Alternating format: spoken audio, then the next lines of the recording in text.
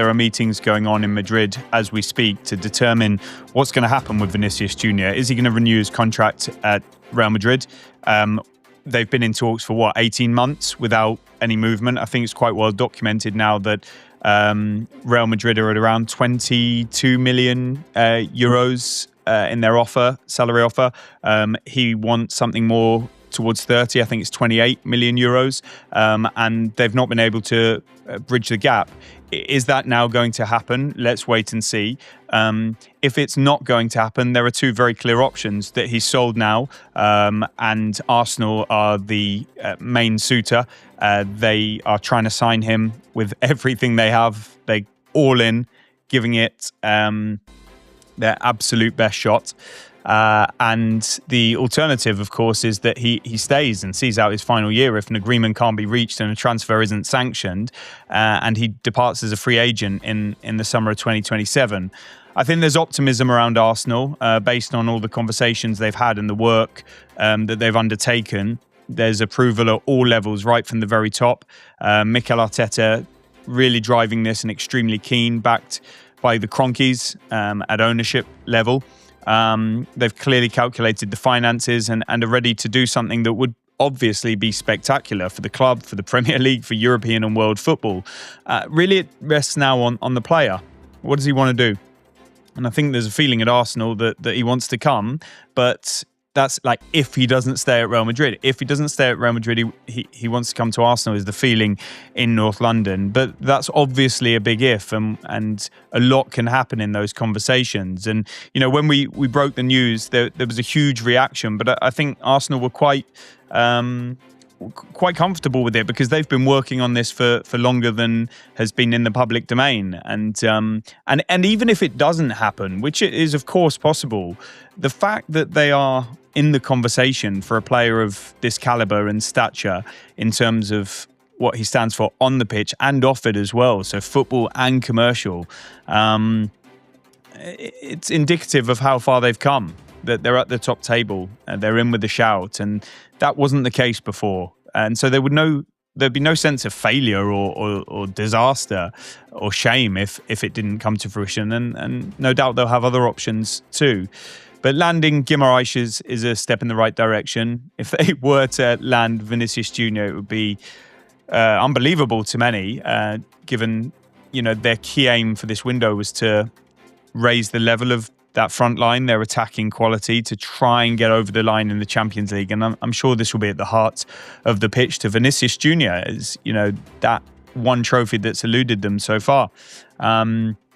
But let's see how it unfolds, because it's impossible at the time of recording this to say with certainty which direction it's going to go in. But it's an active situation, and it's clearly a huge matter. Obviously, this is something that Arsenal's hierarchy will have to deal with if the transfer goes through. But on the sort of the footballing side and the dressing room side, you've mentioned massive wages for Vinicius Jr, and this is a mega transfer coming into the Premier League, but coming into Arsenal, and they have quite a strict sort of wage structure. Is this a potential disruption, a potential challenge for Arteta to get this right as well?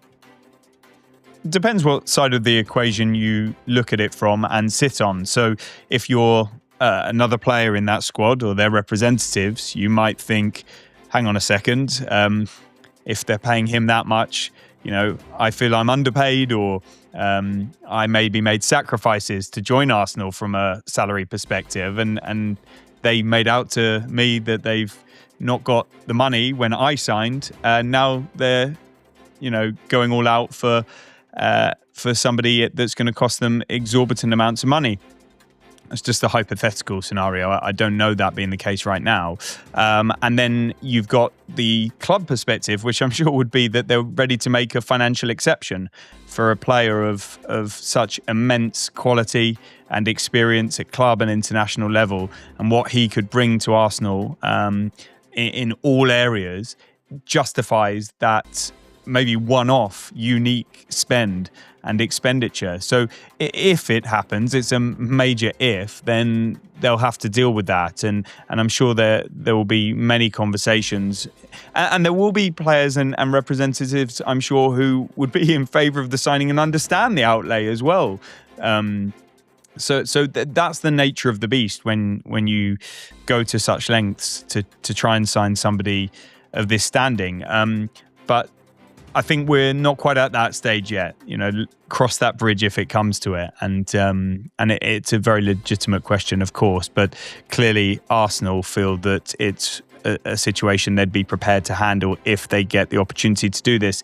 Why aren't they going for Vini Jr or going for a left winger, a big left winger, Barkley, etc. first? But in your opinion, does this signing take Arsenal to the next level? I think it creates. If you look at their midfield now. And we can talk about Manchester City, who are arguably their biggest rivals for the Premier League. The bookies would argue that probably. With Anderson and Rodri and Jerky and the talent that Man City have got. Now with Rice and Bruno alongside him, they really do have a class midfield. And the depth now. We saw last season, we saw in the World Cup with Declan Rice. He was absolutely shot playing all the games that he did. Now the manager has the option, does he play them together?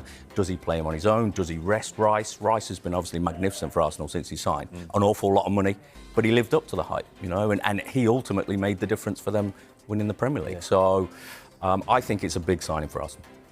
Chris, how will this affect the Arsenal midfield going forward, do you think, and how Arteta juggles all of his resources?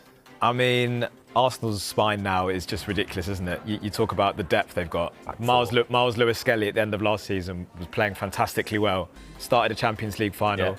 Zubimendi, just another a World Cup now on his resume. Dropped off towards the end of last season, but I think the rest that he would have had will mean that he's raring to go. So now you've got who can play in the 10, Odegaard and Eze, unbelievable players. You've got the two first choice now of Guimaraes and Rice. Imagine lining up against them two next season. That is a world-class midfield. And to back up, you've got Lewis-Skelly and Zubimendi.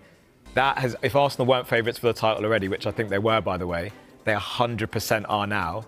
And if they can add that left winger, which just seems like the last piece of the puzzle, if they can add that star quality, that goal scorer, that creator, it's bad news for the rest of the Premier League, I think, but because the depth is just unbelievable.